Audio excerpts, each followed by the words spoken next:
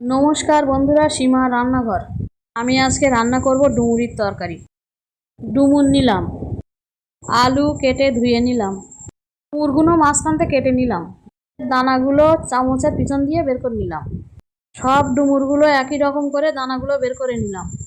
ডুমুরগুলো ধুয়ে নিলাম, ডুমুর জল দিয়ে সিদ্ধ বসালাম, ডুমুরগুলো সিদ্ধ করে নিলাম, ডুমুরগুলো নামিয়ে নিলাম, ডুমুরগুলো আরও একবার ধুয়ে নিলাম।